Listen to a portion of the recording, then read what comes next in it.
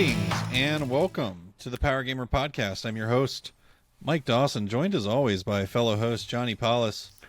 Johnny, welcome in. It's been a long week since we've sat and recorded an episode of the show. I guess we'll start off just by seeing how you're doing. How's it going?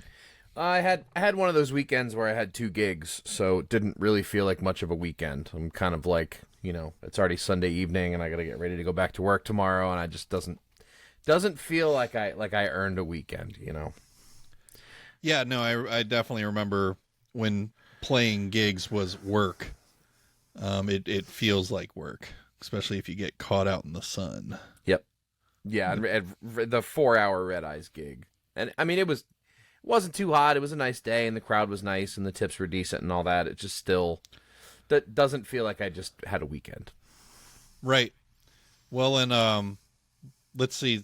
We had a little bit of a weekend last night. It's true. We got together and finally watched John Wick 4. Second time's a charm, apparently. Yeah. And what's becoming ritual Johnny Paulus fashion, I did have to wake your ass up a few times with some loud comments because Nappy Boy over there is like, oh yeah, this movie's great. Like, oh, look at whatever the thing that just happened was. Oh yeah. Like, Jesus Christ, dude. Sorry about that. So as I mentioned, it's been a long week. We opted to not record an episode last week in the midst of the chaos of my work and some other things that we had going on. Yep. Johnny had a pretty nifty gig that he had booked that I actually went and helped play. Yeah, that was a lot of fun. It was at this place called the Let's Go Music Festival in Annapolis, Maryland. We were the first band on the first day. Second band, sorry. There was somebody that went before us. Ha! Suckers.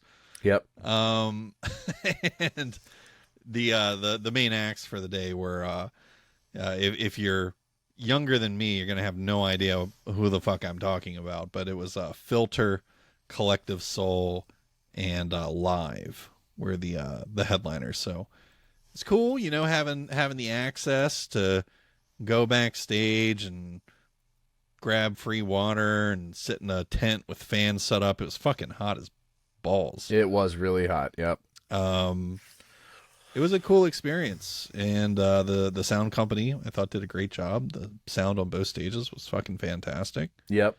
Had a decent little crowd wander over to pick up what we were putting down. Mm-hmm. And yeah, I couldn't help but notice, like, we did one cover tune, which it's one of Johnny's all-time favorite songs from his all-time favorite band. Yep. Creep by Radiohead, but I couldn't help but notice that a lot of the other acts were basically just cover bands that day. And you came out swinging with just a slew of original songs, so kudos to that. My idea is that we keep this rolling. I gotta do 2 weeks of travel here. That's what I've got coming up. I'm getting on an airplane for Orlando tomorrow, and then the week after that, taking a much needed vacation from the never ending wave of bullshit that I've recently been riding for my my day job. So gonna go burn a week at the beach, and we'll still have our Sundays to record episodes in between then, but cool. Yeah, my kind of game plan is, once I get back from that, I can I'm always the coordinator for things, so I'll start coordinating little start emails, nudging everybody in a direction, yeah. With here, look, we can sprinkle in those awesome original songs and maybe make gigs less lonely for Johnny. Wouldn't that be nice? So it would be nice, yes. Long 2 weeks. We are back. We don't really make it a habit of missing episodes. I think we've only done it 2 times in our whole existence of this show. So Well, there was the one we recorded, but we didn't upload it because we had the weird recording issue. Yeah, I don't count that one. It would technically make it 3, but Yeah, nobody fucking listened to us back then anyway. So that's true. That was like our third or fourth episode or something like that. yeah, so I've spent today catching up on uploading videos to YouTube. This will get edited and published as soon as we're done recording because, again, I have to get on an airplane and go suck dick for an entire week down in Orlando. I'm sure Ron DeSantis will love that. And There that was. hey-o. Woo! Yeah, I'm gonna meet my favorite drag queen while I'm down there. Do you know who that is? Who's your favorite drag queen? Anita Pardon. Hey-o, we're on fire today. And yeah, no, it's gonna suck because I hope I have fun. I'm dreading this whole thing because this past week was just absolutely miserable at work. And all the work that I did for this convention has basically gotten upended, and it's a shit show. So, yeah, I'm just gonna go and, every day I wake up, it's gonna be, all right, it's time to suck today's dick. Is basically gonna be the mantra every morning when I roll out of bed. So, looking forward to vacation the week after that, but. Anyway, ladies and gentlemen, welcome in. You are tuning into episode 120 of your Power Gamer podcast. As always, we appreciate your kindness and support by taking a moment and leaving a thumbs up or a 5-star review or some comments or whatever it is that you can have a little activity combined with your listening. We would greatly appreciate it. It is currently the only way that we ask for you to support this show because we are completely free. We do this out of passion currently. But you could help grow that into something bigger. So take a quick moment and do your diligence, goddammit, as a That's right. freeloading scallywag. And just click on something. It means the world to us. So anyway. Welcome in. As always, we are going to start this week's show by talking about what we've been playing this week. Now, this is probably going to be the shortest iteration of what we've been playing this week ever. As I'm the only person with a deviation here, I'll get us started. I went back to the old Borderlands, the original Borderlands. And was trying to play it co-op and quickly realized some horrible things about trying to go back and play the original Borderlands in 2023. So if you so feel the desire to do as I did, be warned. Loot is not shared. Oh no. Shared loot was not a thing when this game came out on the Xbox 360. Experience when you're playing co-op is not great. Not the experience itself, but rather the experience points that you are handed. So after about 4 or 5 missions, we were 3 levels under-leveled for the next mission.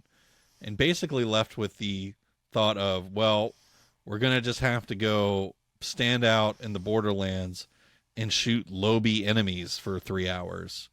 Or we're just going to stop playing. Ugh. Guess which we chose? Stopped playing. Never playing again. Well, Yeah. not with someone. I might, at some point in my life, play it by myself. But yeah, the co-op on that, unfortunately, is kind of doo-doo.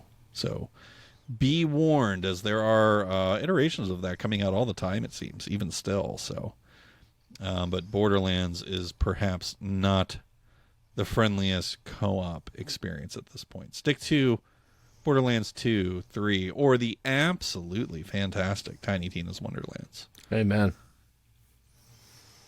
And we played Tears of the Kingdom. Yep. A lot of Tears of the Kingdom has been played. I know that we've talked about that game quite a lot in the past weeks. Johnny, did you have anything new to share about Tears of the Kingdom? Or I mean, I would just say in in like the overall.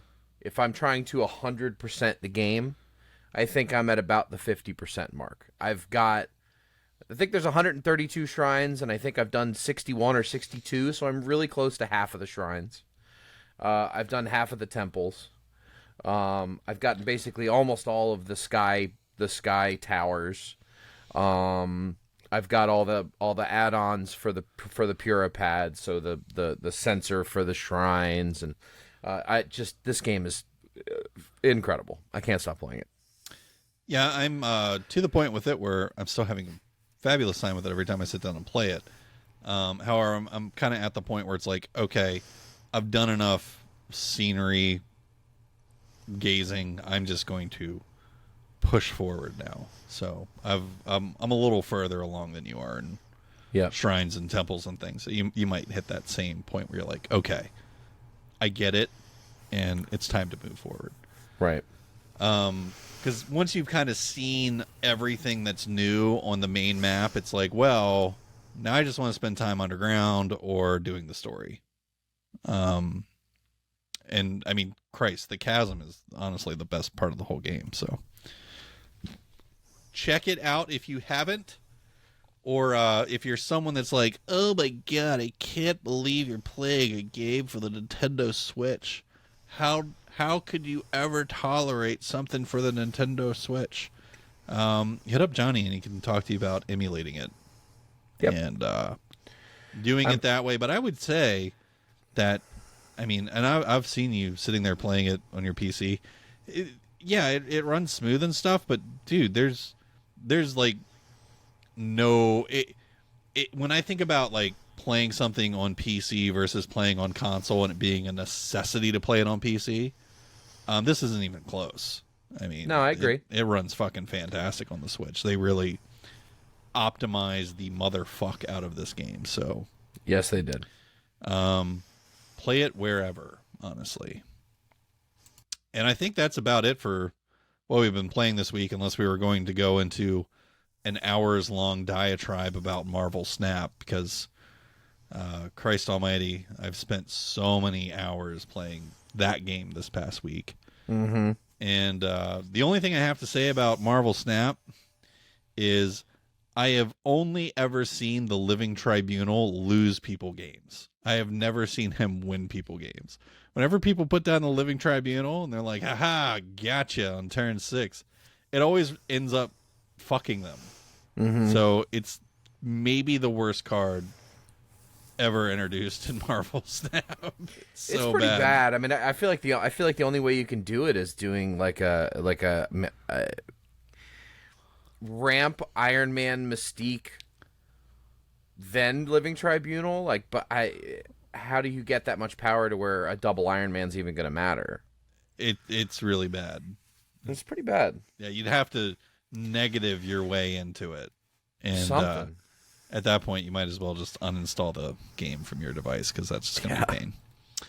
All right, so that wraps up what we've been playing this week, which is perfectly fine that we're quite ahead of schedule because the Xbox Showcase just took place. And, it's about time that we have some things to talk about with Xbox and Microsoft in general. Because it sure has been a shit show lately. So I guess just first, kind of my overall take on the Xbox Showcase is that it was very good.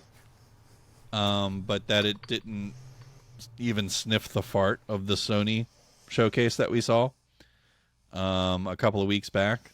What our last episode was mainly focusing on, other than Redfall being the most shameful product that I've ever played. But Xbox still did a good job. I think trying to get to that same level as Sony put down would be pretty tough to replicate. Yep. Especially for a company that's basically been living on their back foot for the past 2 years. So we do have a lot to talk about in terms of what was revealed, some of the trailers that we saw. We're going to start off with Fable. Now, Johnny, I imagine that you're fairly familiar with this series. Have you played all three of them or just a few of them? I think I played 1 and 2.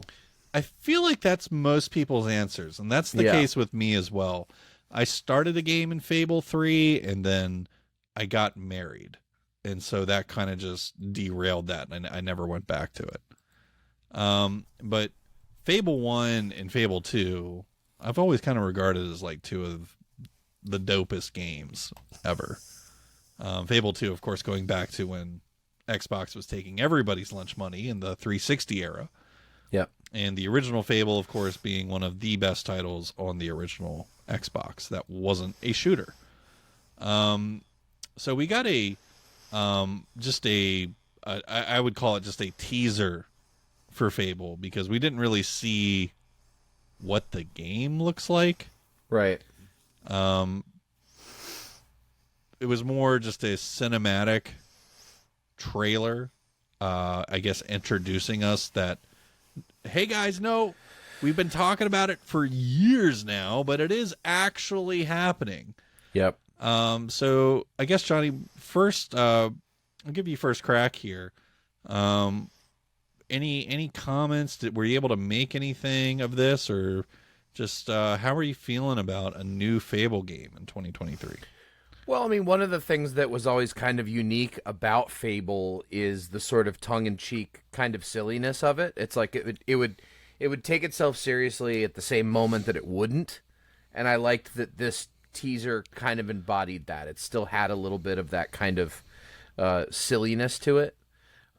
It did look like so they're giving us the presentation of this guy as the vegetable enthusiast, and he's voiced by the guy from IT Crowd. Forgive me for not knowing the actor's name, but he's a very funny guy. Richard and Ayoade, however you say his last name. Yeah, he's done a lot of voice work lately too. So I mean, this is kind of his deal.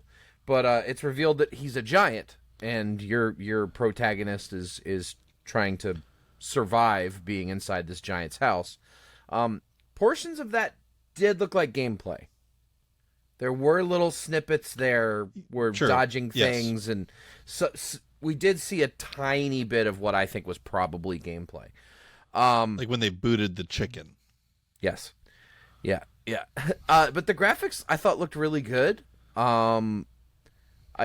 We don't really know much other than the fact that, hey, here's a Fable game. It's real. It looks really good, and I guess time will tell.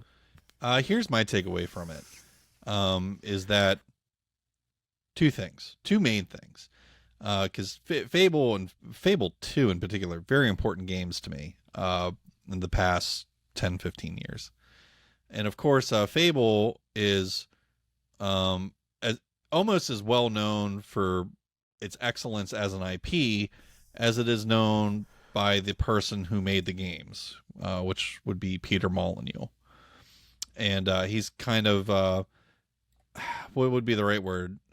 He's got a certain accoutrements to him, a certain eccentricity that I'm glad is gone personally, because he kind of got into this phase of just uncontrollable ego that really started to surface when he made the game Black and White, where it was like, you literally play God, you can do anything, and he'd always just overhype his product, sort of a la Sean Murray with No Man's Sky.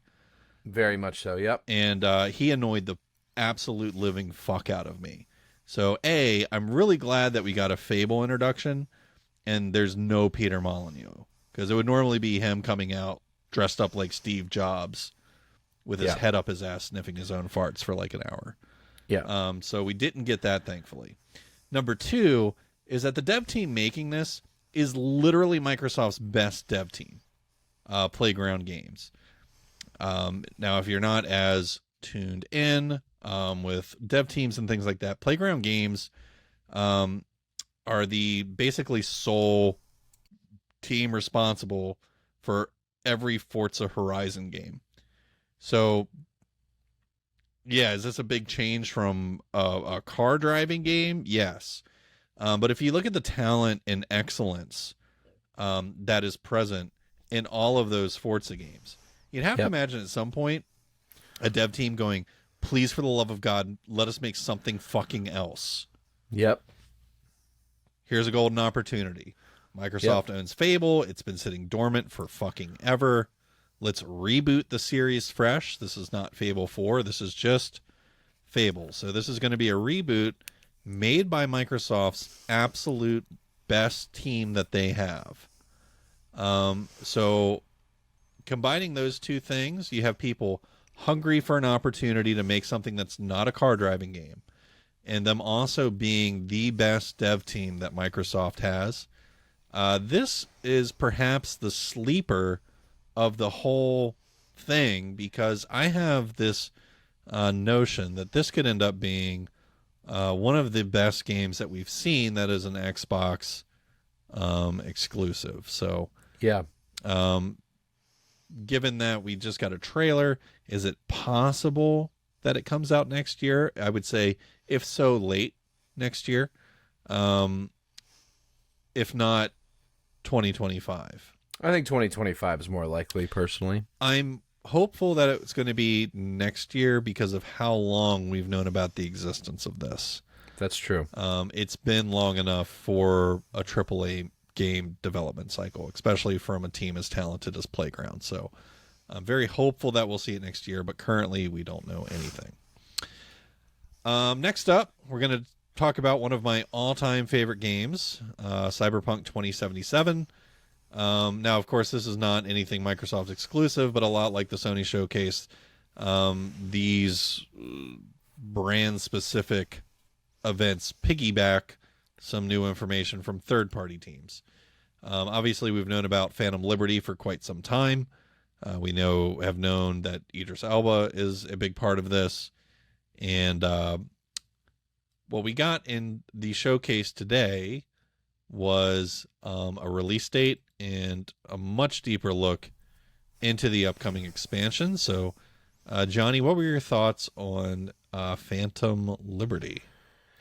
I mean, I'm a CD Projekt Red fanboy, so they could have released a trailer of them farting, and I would have been like, "It's awesome, take my money." But no, it looks awesome. I mean, you got Idris and the big robot firing the 6-foot wide laser beam was pretty fucking terrifying. I mean, this looks great, and they also CD Projekt Red has a great history of DLCs. I mean, I would argue that. The two Witcher Wild Hunt DLCs are among some of the best DLCs ever. I mean, they could have taken those two DLCs, put a label on it, sold it as a standalone game, and it would be worth your money. I mean, they are that level in the past. So I'm hopeful that this is going to be that level. And from what we've seen in this trailer, that appears to be the case. This looks like very strong Cyberpunk content. I'm a little curious on the timeline here. Because we see Johnny, and I mean, I don't want to spoil the end of the game, but well, you don't need to. The DLC takes place during the game, right? So I mean, anybody that's even watched the trailer for Cyberpunk knows that the premise is that you've got some dude stuck in your head, and that dude is Keanu Reeves, and Keanu Reeves is Johnny Silverhand. So if you watch the trailer for Phantom Liberty. The whole setup is that there is someone has contacted you that thinks they can remove Silverhand from you without killing you, which is a big driving part of playing Cyberpunk 2077. It's really impossible to spoil the end of Cyberpunk because it's a choice that you make. True. There's about 6 different endings. I've obtained all of them. So really you choose how the game ends. And why I bring that up is given the placement of this. So it's pre-final mission, which is where your save leaves off, even if you beat the game. Yeah. I'm wondering if this doesn't give another ending possibility to the game. That's a good question. That could be cool, yeah. So I'm all about this. As it gets closer to release, I'm going to work through another playthrough of this game on PS5. have only played it on PS4 with incredibly shitty performance. You should play it on PC. So I'm very looking forward to playing it again. I'm okay playing it on PC. That would require me buying it again, and I've already bought it 3 times. Got it. So I don't mind just doing it and getting trophies on PlayStation. I think is going to be my thing, and there's no performance issues on PS5, so it's not. Oh no, like, it runs great on PS5. yeah, it's not like there's a boon to me playing this on PC like some other things that we're going to discuss today. So very excited for Cyberpunk 2077 Phantom Liberty. We did get a release date. September is going to be awesome and suck at the same time. Because holy shit, there's a lot coming out in September now. Yep. Next up is finally something new from Obsidian, who's been dormant since Outer Worlds. Their next game, Avowed, which I still don't know about that title, but anyway, the game's called Avowed, and we have a release window for next year for it. We got a very good look at the game today, so Johnny, I'll throw it back to you here. What did you think about Avowed, and how would you describe it to somebody that hasn't really checked it out yet? It looks like another Immortals of Avium or whatever. Is that the name? Is that the name of the PlayStation title that they keep pushing? That's what this made me think of. Is like it's like a first-person shooter / caster, but I thought the graphics were fucking crazy good, like all the different fire effects and special spells and everything. It looks like it's a first-person caster game, if I had to describe it. That's what it looks like. Yeah, so my take on Avowed, how I would describe it, so Obsidian to me is always parallel to Bethesda, because Obsidian really got out there and became a well-known commodity with Fallout New Vegas. Mm-hmm. And I see a lot of that when I look at this trailer. I see a lot of Fallout New Vegas. I see a lot of Outer Worlds. And I see a lot of that Obsidian brand Bethesda delivery. You see a lot of Bethesda influence when you look at Obsidian games, including the kind of, I just call them Bethesda character models. And when you interact with a character, that Bethesda camera angle, that's very reminiscent of Fallout and Skyrim and Obsidian on all those games. Mm-hmm. So this to me is more, if anything, Obsidian going into the fantasy world. So they've tackled the post-apocalypse, just like Fallout with their Fallout New Vegas. They've tackled the future, which Bethesda is about to do with Starfield, but they did it with Outer Worlds.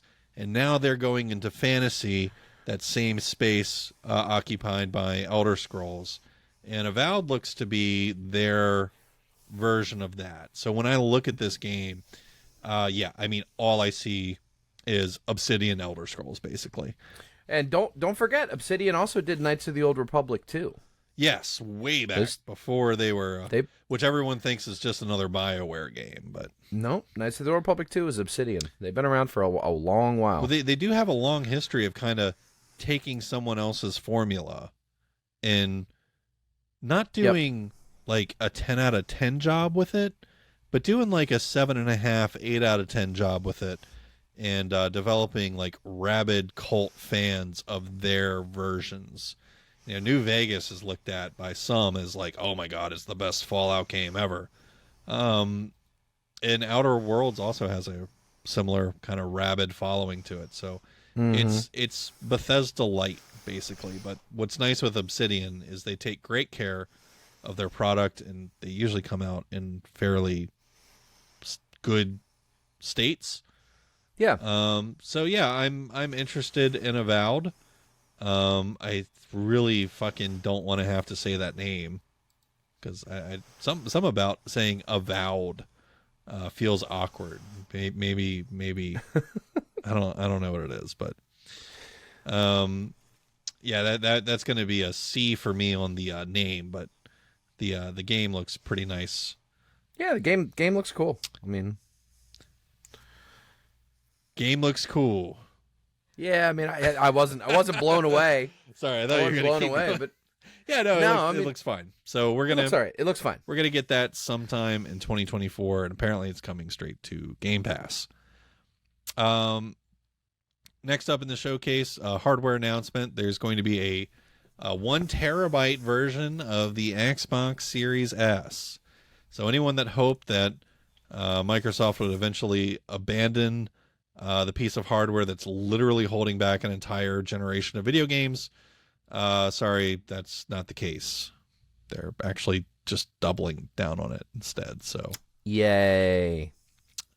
hope you all love 30 frames per second. More on that soon.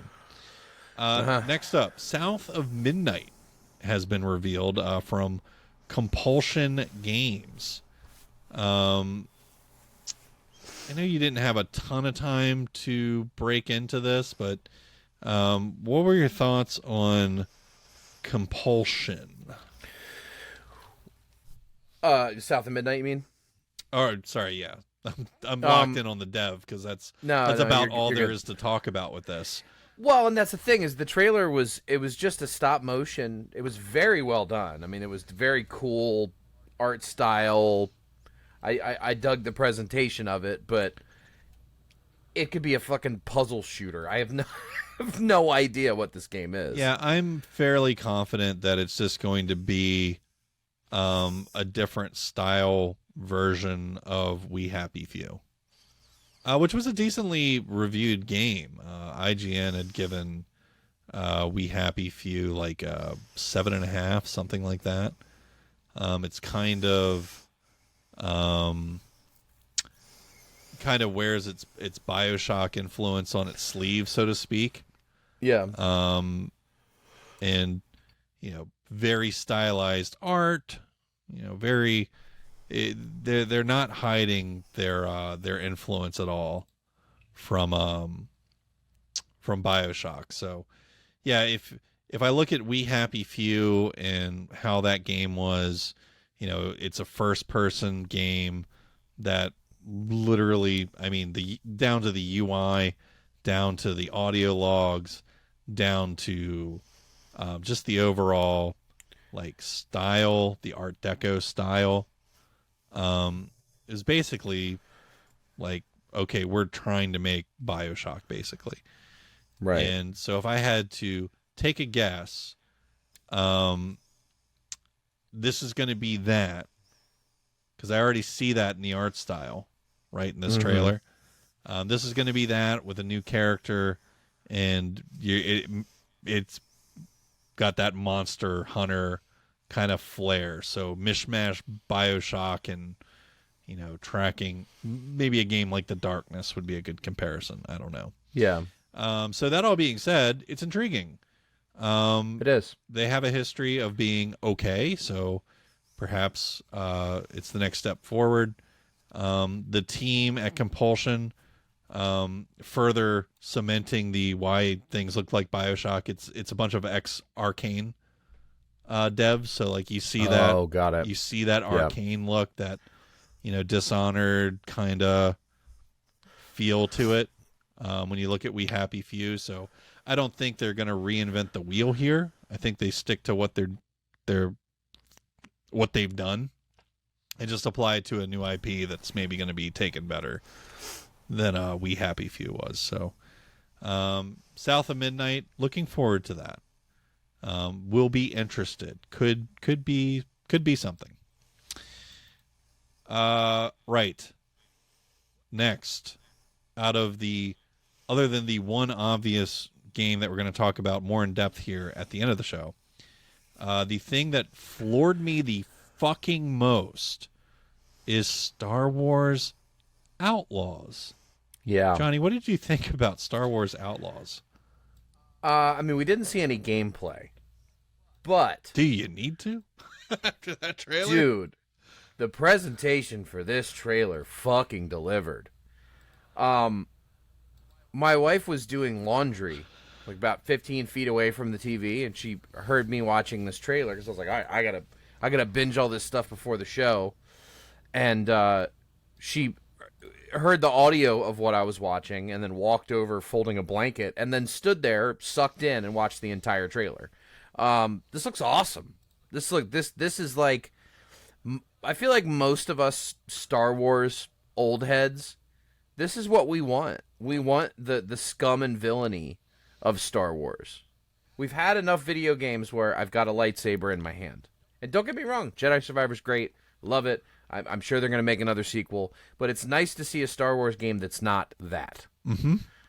This is going to be a game of stealing or heist or I don't know. The presentation for it was amazing. Now, who is Massive? What I know they're a division of Ubisoft. All about Massive, dude. Far Cry 3, The Division, Oh, The Division 2, shit. Assassin's Creed Revelations. It's one of Ubisoft's premier teams. Cool. Take my money. I'm in. It's going to be fucking awesome. Yeah. Yeah, no, absolutely. I'm really, really, really excited for this game. This was my favorite trailer for like new titles that we weren't aware of yet. This was the barn burner. It was great. Yeah, so what's cool with other than us gushing over it, obviously. But Star Wars Outlaws is not a Jedi game. So I'm already like, okay, I'm interested. It's not a Jedi game. It's open world. It looks to be following crime in Star Wars and bounty hunters and smugglers, and you get to play as one, and it's a story-driven third-person open world game that looks triple A as fuck. Yep. Yeah. Yeah, and they showed us Han Solo and Carbonite, so we know what timeline we're in. We're right there in the heat of the Empire and all that shit. Yeah, they get a pass if I have to spend time on Tatooine, because I'm not a Jedi on Tatooine. So Right. But yeah, so the whole Legacy cast is running around. It's obviously it's taking place between Empire and Return of the Jedi. Which is a great spot to have shit going on because the Empire is kicking ass and taking names. Crime's running rampant. Come on. Is this going to be the first game where we actually have a playable version of Sabacc? Yeah, that wasn't that cool in the trailer. Sure looked like it. Yeah, I think we're actually going to be able to play Sabacc and bet money and give me a game where I can go to a planet and go to wherever the seediest part of town is. And walk in and pick up a couple side missions and then clear the table at Sabacc and then go hop on my ship and go to the next planet. Sign me up. I can't fucking wait. I'm very excited for this. I thought the presentation of it was great. And I did not detect any Ubisoft jank. Because there's two Ubisofts, okay? Let's be real. Yep. There's two Ubisofts. Very true. There's the Ubisoft that makes fucking Riders Republic and NFTs and loot boxes. And then there's the Ubisoft that makes fucking Far Cry and Assassin's Creed Valhalla and like good shit. Yep. So like Ubisoft isn't all stank. It's like realistically probably like 40% I want to hang myself and 60% like game of the year contenders. And no, this game really impressed by a trailer. So I'm excited to see gameplay in the coming months. I would assume that we're going to have it because they have stated that the game will be released next year. Very excited for this. Same. Next up, Forza Motorsport's finally coming out. It's going to come out this October, and if you're into sim racing, this is the shittiest sim racer that you can play, so have fun with that. Next up. Jesus Christ. I fucking hate Forza, dude. It's so bad. Oh, the community man. is so goddamn toxic. If you want to play, like if you're stuck on Xbox and need to play a driving simulator, I guess. Right. You could just play Codemasters games instead and WRC games. But no, if you want like the Gran Turismo clone, okay, you can play Forza, but you're just going to run into irritable children, a penalty system that doesn't make any fucking sense, and just getting punted constantly. because that's what Forza has basically turned into at this point. The glory days of Motorsport 2, 3, and 4, long gone. Long gone. I mean, it looks absolutely stunning, but I can tell people as a sim racer, that's a no from me, dog. So Forza Motorsport is like bottom of the barrel for you in the sim world? Yeah, yeah, absolutely. I mean, its handling is maybe a little bit more, um, I don't want to say realistic. I would actually say arcadey Right. than Gran Turismo is, so it's a little bit more welcoming. Okay. But if you're like hoping to someday get into iRacing, just fucking get out of TI-83. That shit will run iRacing. I mean, goddamn, you don't need to play Forza, but that's a lot of my own inflection. I'm sure people will love it. I'm sure it'll get a 9 out of 10 when it gets reviewed by people that don't actually do any kind of actual sim racing. So, and nobody cares anyway. So, Correct. I sure don't. I literally skipped that trailer. I was like, okay, Forza. yeah, the cars. Behold. Couldn't care less. Clockwork Revolution. This is kind of all newish here. Yeah. What did you make of Clockwork Revolution? This was my second favorite trailer of the whole presentation. I was waiting for them to reveal that it was BioShock 3. Like that is how BioShocky this game looks. I love the design in this game. I love the concept that you can go back and forth in time. So you go back in time and you do something and then you return back to the present and, everything's changed because of the things that you've done. All of that sounds intriguing. And I'm really curious to see. This is In Exile, which is the developer for this game, has made a lot of really, really excellent fucking games, but none of them are a first-person shooter. In Exile is known for the Wasteland series, the Bard's Tale series, and Torment: Tides of Numenera, which was one of the best reviewed CRPGs of the last few years. I mean, it's like, go pull up reviews for that game. That was game of the year contender as far as like PC RPG games go. So these guys are known for making really, really high top tier old school RPG games. So for them to just go, yeah, we're making a BioShock first person shooter type game is a complete departure. But from what we've seen in this trailer, there's a lot to be excited about. I mean, I thought the combat looked great. I loved the design. I loved I loved the whole steampunk element. Just looked really good. But yeah, I mean, this is a complete departure from that dev team. So I think they're probably excited to do something extremely different from what they've ever done. Will they stick the landing?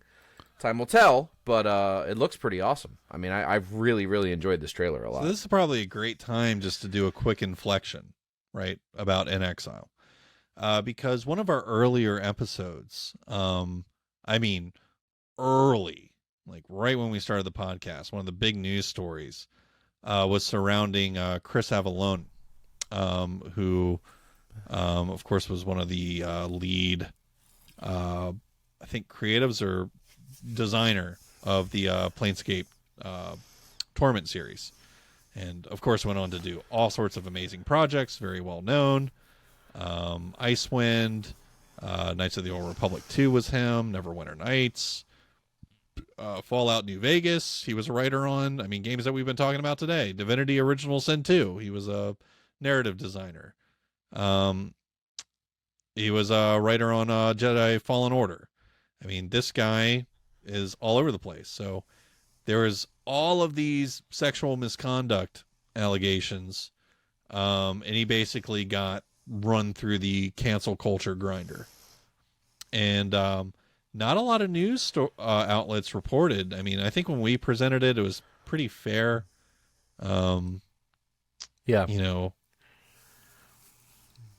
Anyway, to come full circle, just a few months ago, in March, Um, Chris Avallone won a libel suit against the people who accused him of sexual misconduct. And each person who accused him, each one of the two people, have to pay a 7-figure penalty, and Damn. publicly had to come out and say, quote, Mr. Avallone never sexually abused either of us, end quote. Also, quote, we have no knowledge that he has ever sexually abused any women, end quote. So they completely lied. Wow. It was completely made up. They've lost a libel suit. They are fucked. And just wanted to put that one out there because, the Kotakus of the world, the honest journalists out there that work for these sites that just run people through the fucking ringer, never seem to come back around and finish the story. So this was a good chance to. He thankfully was able to work on System Shock. So he is back in it. His name has been cleared. I'm sure we'll be seeing much more from him as the years come, now that he has been handed paychecks for fuck you money from people that basically tried to ruin his entire life. So yep. Just quick shout out to former In Exile. Yeah, writer. that's wild. I'd never heard that he won a libel case. I didn't even know that was happening. It's Yeah, crazy. no, he countersued and fucking blew the barn doors off them. So everything is good in the world of Chris Avallone currently. So I think that about wrapped up what I wanted to talk about that was shown in the showcase. There's a lot of other stuff in there, but it's things you would already know about, like Payday 3, Microsoft Flight Simulator stuff. We don't need to get into that.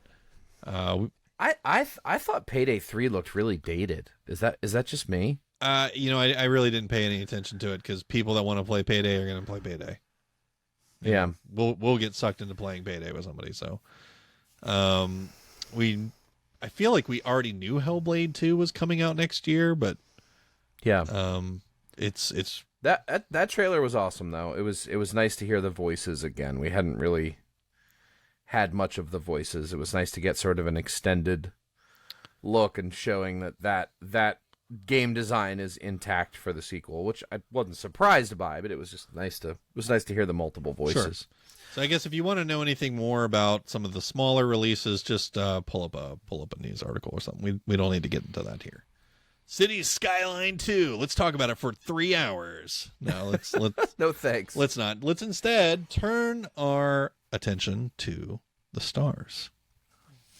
And many of you who are longtime listeners of the show know that my most anticipated game of last year was this little project from Bethesda called Starfield, because Mike Dawson is one of the biggest stans of the space game. And we all know what I mean by the space game. The game where you can get in a spaceship, go check out planets, run a crew, basically live Star Trek. So I first got my first real taste of that with Mass Effect, which is still one of my favorite game series of all time. More recently, I've been getting glimpses of it amidst infinite buckets of frustration with Star Citizen. But really the big one is Starfield. And boy, oh boy, did we get a big fat look at Starfield. I don't even know where to begin. No, I know. It's so with much. how much they showed of Starfield. So I guess let's begin in some logical points. Some of the most impressive things that they showed in the game is your actual spaceship. So let's start there. The spaceships in Starfield are basically a space game stand's wet dream, and that the ships are fully modular, and you can more or less build whatever kind of spaceship that you fucking want. And they even showed some of the ludicrous builds that you can do in the showcase. So I guess I'll throw it to you, Johnny. What did you think of the spaceship customization that they were showing in Starfield? dude, it's space Legos. I mean, fucking take my money. Are you kidding me? I mean, just the level of size. I mean, they had like a freighter that looked like it had like 40 shipping containers on the back that you can just build. Um, yeah, no, the customization in this game between designing your ship, designing your bases, your outposts, customizing your character. I mean, this is a game that you're just gonna get. So it's Bethesda. Bethesda does that thing where if you're ready for it and willing for it, it's a game that you can just play for a year and not play anything else and be completely content. And this appears to be another one of those. So I think what I like most about the space customization, the spaceship customization rather, is this idea of you get a starter ship that's very normal things in space sims, but then you can break that ship apart and add hallways to it and add habitation levels to it and add weapons to it and add storage areas and build it out into something more. I thought that was really cool that, you know, the customization that you're doing on the ship also changes the ship that you interact with and that you live on and expands the amount of crew that you're going to have. And the crew are all characters in this game. So the more you put into the ship, it's like the more you're going to get out of the game. And I just think that's the coolest thing really that I've ever seen in a space game is this idea of being able to expand the ship that you have. Some other neat things that were shown in this is still regarding the spaceship is when you actually take off and you get into space and you encounter someone. One of my favorite parts of the video, Johnny, was them showing not just the combat with the other vehicle, but what takes place after combat or during combat. That you can like disable the ship's engines and then board the ship, or you can just blow the fuck out of it and scrap the debris. I mean, these are all really like kind of beyond what we get in Star Citizen currently, which is part of why I'm so like blown away. It's like, damn, Bethesda's about to come take their fucking lunch money here. So are you going to be a blow them out of the water or board the ship, steal the ship, take the ship back to a shipping yard, and then you have that ship now? How fucking dope is that? So fucking cool. I just no, I was stunned by everything that I saw, and I love the. I think what makes space games, like when you say the space game, yeah.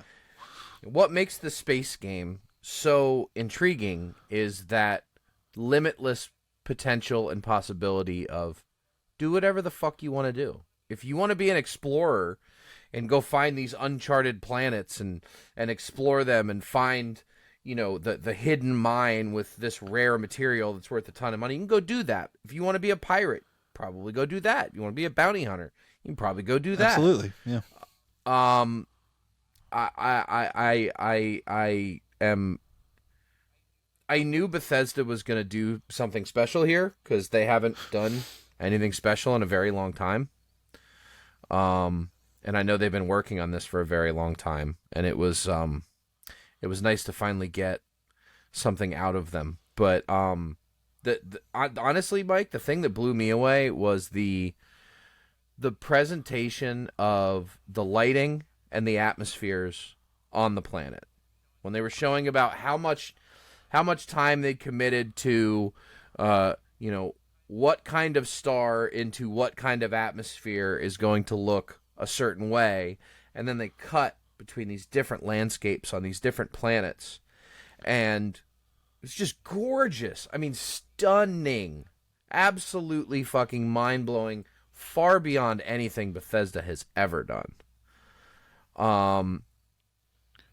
And when they originally announced this game, didn't they say 100 planets? Yeah, I mean, And now they're saying 1,000. like here's the thing. Like in these fellow space game geeks will probably feel where I'm coming from. This is let's compare it to Star Citizen, which by all means is going to be a game much bigger in scale than in scale in terms of space that you can navigate than say Starfield's going to be. The thing is, though, is so much of Star Citizen is absolutely fucking nothing. There's 4 main planets that have big cities on them in Star Citizen. But they're pretty lifeless. I mean, there's some stuff to do, but there's not really a lot.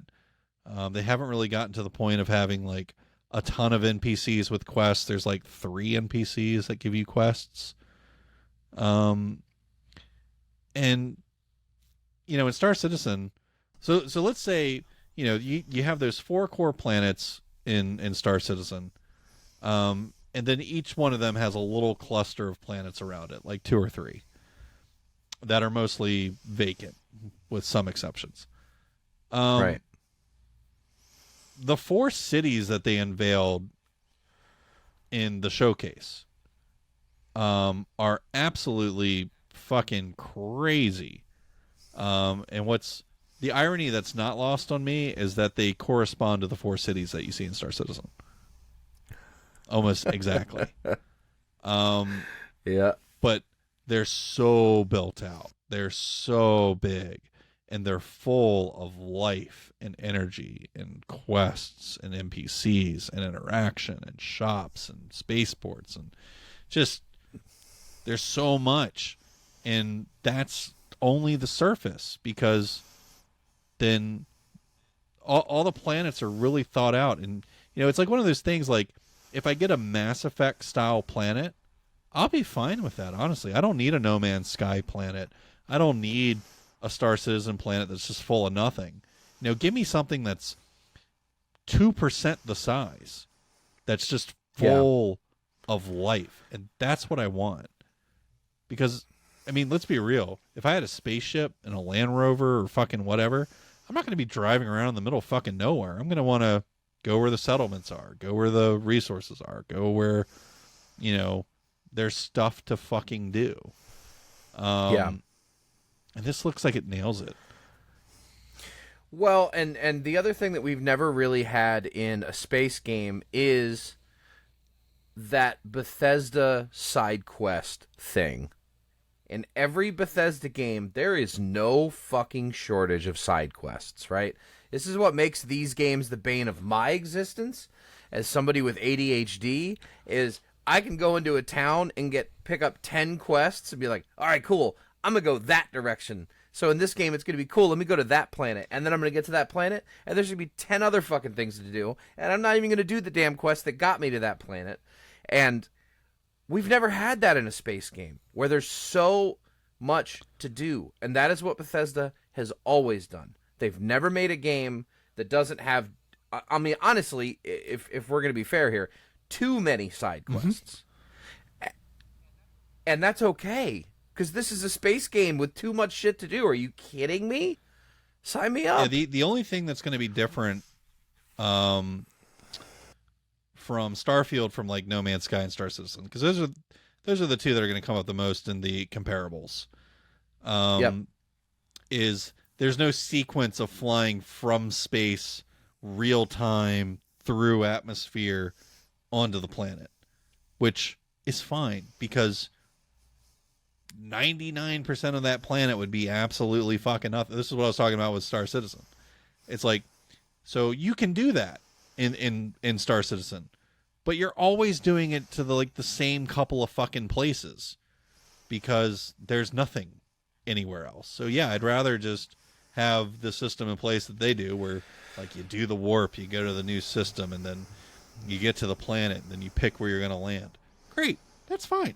I think that's fucking perfect. That's so much more than you ever got from Mass Effect. I mean, Jesus Christ. Yeah, take me to where there's shit to do. Exactly. So, and that's fine. I'm here to play a game that feels like a space sim. I'm not here to play a space sim. I've already done it, and it's not the most interesting thing. We have that, and it's just not. So yeah, as it pertains to Starfield, there's maybe only one negative thing to talk about today, but it kind of depends on your stance on some things. And Todd Howard from Bethesda, who is another person that I can stomach in low doses. He thankfully came out and just addressed the gorilla, just dead away, which is fantastic. Kudos to him for doing that. And he was posed the question on Xbox Series X and S. What are the performance? What's the performance going to look like? And so basically, the game is going to be locked on consoles, either X or S, at 30 frames per second at and in 4K, I believe. 2K if you're on the Series S. So resolution wise, yeah, they're going all in on resolution. Frame rate wise, they, in his explanation, it sounded like we're locking at 30 because we don't want you getting lower resolution or not getting the ray tracing or whatever. So it's basically saying you are going to play this game in graphics mode, and there just isn't a performance mode. Unless you go to PC. If you go to PC, then go wild. So I'm kind of curious as to what your take on all that is. I'm a frame rate guy. I feel like I need 60 frames. I'm a little annoyed by this. This does feel like another Series S sacrifice. He didn't say it was going to be locked at 30. No, he literally said locked at 30. Locked. I thought he said something here. While you talk, I can search it. I thought he said something about in some points in the game it's 45. You don't 50. need to search it. It's locked at 30. Okay. So locked at 30 on consoles. Yeah, first person shooter, 30 frames a second is a problem for me. Yeah, I don't disagree. I'm honestly a little befuddled by this, considering the amount of blowback that they've recently had over things not releasing with a performance mode, like Plague Tale, which, I mean, that wasn't a Microsoft exclusive thing, but Redfall, obviously, but that had bigger problems on console than just its frame rate. And that's kind of what gives me a little bit of pause with this, is thinking about what kind of game it is. But I know for me personally that I really struggle looking at first-person games that are running at 30 frames per second on consoles, because it tends to be really blurry, and that makes me motion sick as hell. I went through that with Redfall, where I had to switch back to playing it on PC because I just was getting violently ill trying to play it at 30 frames per second on the Series X. This is tough for me because I want to play on my console. Even though I have the fucking crazy high-powered PC, I still want to play my games on a gaming console. I just think it's a better experience through and through. But the moment he came out and said these games will be locked at 30, and he goes on to say, oh yeah, sometimes they run higher than that, and we see it run at 60 a lot, but we're locking them at 30 on the consoles. I'm like, why? We want a very consistent thing. It's like, well, okay, so just why don't you lock it at 60? Give me a performance mode and let me run it at 1080, right? Because here's always been my problem, and you probably agree with me on this. Is I'm frame rate first. before resolution. I care way more about frame rate than I do resolution. Because the thing Same. is resolution's only breathtaking when you're standing still. The second you start moving and the frame rate's not fast, everything looks like fucking garbage. Because it's motion blur and slow frames. It's like whenever you're moving, the resolution doesn't matter.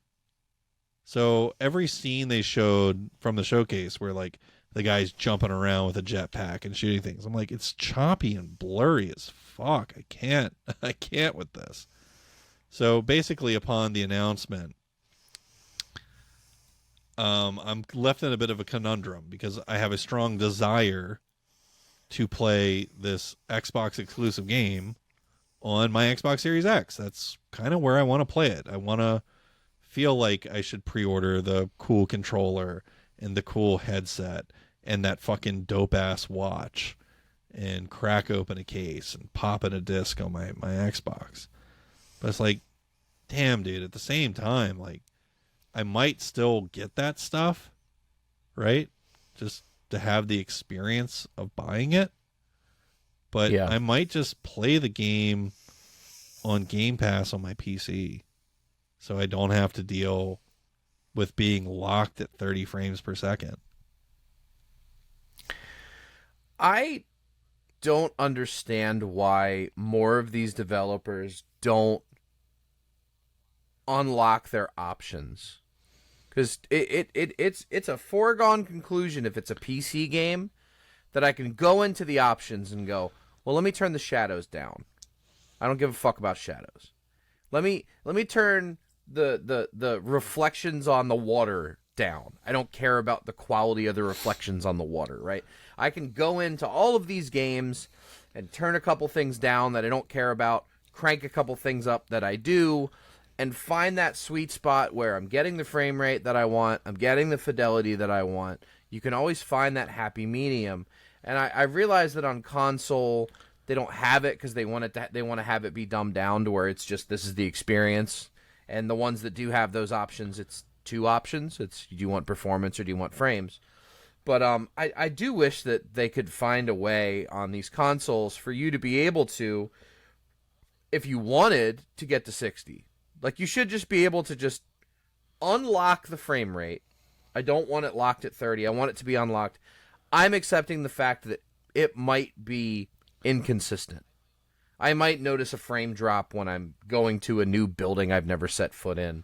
I might get a frame drop when, a huge explosion goes off. But otherwise, I'm getting smooth gameplay. I've tweaked it exactly to where I want it. I've turned a couple things down, and consoles, they just don't have that option. It's just this is your setting and that's it. And I wish they could get around that. What's frustrating for me about this specifically is when we look across the table to Sony, we're not having this issue with their first party games. We're not having those issues.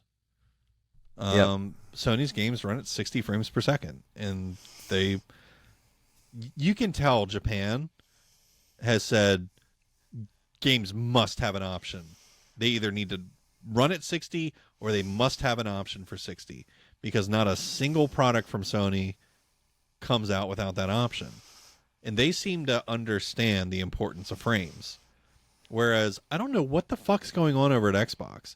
Like, is it wildly egotistical for Todd Howard to tell me how I'm supposed to enjoy the game that I'm playing? Yeah, a little bit. So is that just double speak for, hey, we're watering this down because of the Series S? I think so. Yeah. Because, it's so frustrating. It's so frustrating because basically you have to stop and say, okay, so he even says in the interview, right, that, oh yeah, we're seeing it run 60, no problem. Okay, so the Series S is the dumbest fucking thing that Microsoft has done, because it's basically hamstrung them. And so Yep. I have to stop and say, so then what's the motive here, right? Are we trying to not have the Series X shit all over the Series S? Is that why we're concerned about everyone having an equal experience, as Todd Howard put it? Because I don't know. I spent $500 on the Series X, and I keep getting handed games that run at 30 frames per second, like it's 20 fucking 13. I don't get it. I really don't get it. I didn't get it with I don't either. Redfall. Like, it's Xbox, right? Porting from Xbox across to a PC is not rocket science, and you have proprietary hardware that you know what the machine has in it. So why, when I play Redfall on my computer, does it actually look passable and run well above 60 frames per second? But then when I play it on my Series X, you know, where they could have optimized it, it runs like a pile of shit. I don't get it. I mean, it's the only theory we can really run off of is the Series S, but And they're trying to not piss people off that bought that system. Is that it? Any of these games that are coming out on console and coming out on PC, right? The point that I just made earlier, I can go into the options and I can tweak these things. So how fucking hard would it be for the developers of Starfield or Redfall or any of them to go, oh, on the Series X, when this setting is turned on, it's hard to get to 60 frames. But if we turn this setting down and turn that setting down, we get pretty consistent 60 frames a second. Let's just save that as a fucking setting. If you can, Starfield's coming out on PC, right, and you're going to be able to play it whether you've got a 4080 or a 2060. So clearly there's options that allows you to go turn this down, turn that up. Okay, cool. I'm at about 60 frames. How fucking hard would it be for them to just do that on the Series X? Or just, and just say, hey, if you're on the S, it's locked at 30. Then you go, I get it. Or you literally have the hardware to optimize the absolute motherfuck out of. I don't buy it when people tell me they need to run their shit at 30 in this console generation. I don't buy it. So that is the only thing that I would call concerning. I don't want to spend too much time on it because, look, could I play it at 30 on my console? Yes. Is it going to look pretty fucking good? Yeah. No, they're running it at 4K. It's going to look fucking awesome. Yeah. But I also have a 3080 in a current gen 7 series AMD. So I'm just going to have to play it on PC. Yep. And that's fine. Yeah, that doesn't bother me. I kind of feel for people that suffer from the motion sick bug that I have. That are going to be stuck, readjusting to 30 on console. I played 30 frames per second games for consoles all the time and never used to have problems. It wasn't until I got used to 60 and now I'm trying to go back that it makes me fucking ill. So yeah, you'll just have to wear the drunk goggles for a week and get reacclimated. I might do that anyway just to play it on my Series X because I really want to play it on the console that bad. Right. That all being said, Starfield was my most anticipated game of last year. And I would dare say that more so than any other game release ever in my lifetime, it is the game that I've been the most excited for ever. I mean, this just looks like it was like they sat me down in a room, asked me what I wanted in a video game, and then made it. So I've never been more excited for a game than I am for Starfield. My fingers are crossed that this comes out smoothly. It would be an absolute miracle if he walks back on the 30 frames thing between now and release. I'm sure there's going to be a lot of fucking noise on the internet tonight about that. So maybe they will. Yep. Maybe they will. Maybe old Philly Spence will come in and say, hey, you fucking assholes. Didn't you see us get our dicks sawed off with Redfall? Yeah. Up the frame rate. Stop the lock. Yeah. One can hope. Well, and the fact that in the interview he revealed, like you said, that it sometimes it runs way beyond that. I'm like, why the fuck would you lock it at 30 then? I think it's the Series S. I think that's why. So anyway, we could talk on that all night, and that would just get really boring. So instead, let's wrap this puppy up and go on to our final segment of the week. That segment is, of course, One Up. Ladies and gentlemen, that's right. It's time for One Up. and I have a feeling it's going to be fairly movie centric tonight. Johnny, what is your one up this week? Well, I went to. Have you been to the Harbor Center movie theater since they redid it? No, I've really wanted to though. We went there today, and it was very nice. It honestly looks like it's always looked as far as the layout and everything. It's a little cleaner, but they got the big comfy seats. And one of the things I liked about it is we were in one of the smaller theaters. I mean, there was maybe only like 50 seats in it.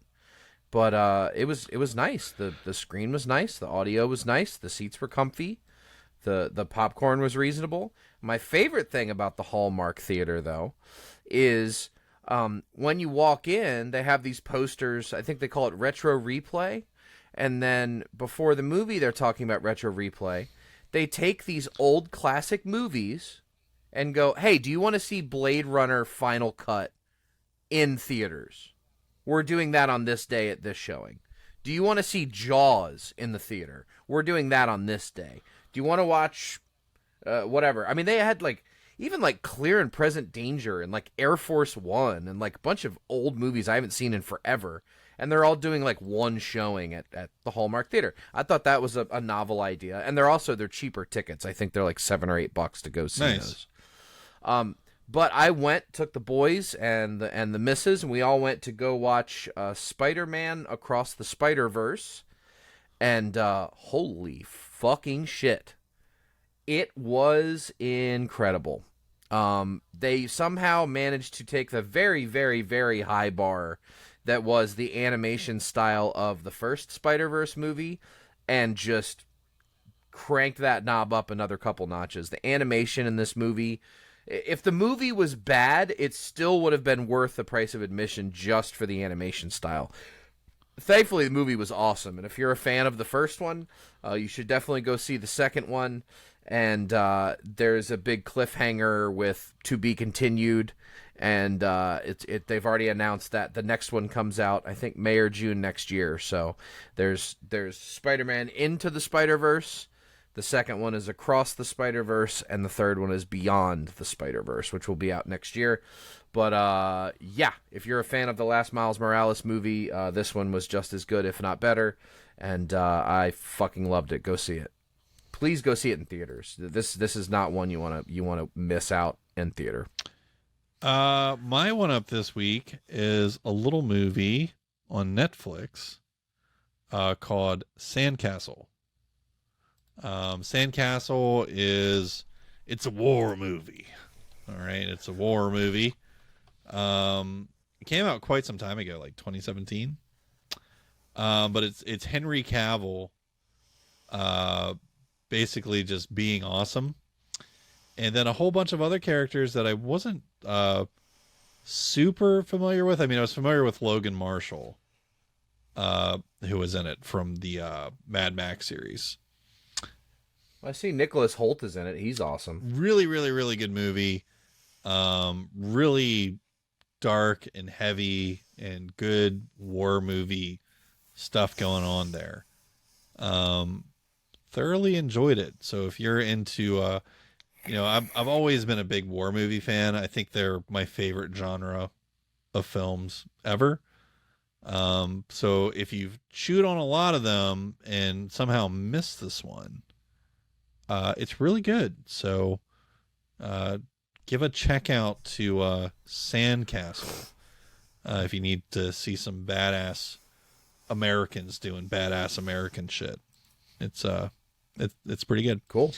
So ladies and gentlemen, that wraps up our episode for this week. I'm off for Orlando tomorrow. We should be back, the same time next week with another great episode of the Power Up Gamer podcast for you to enjoy.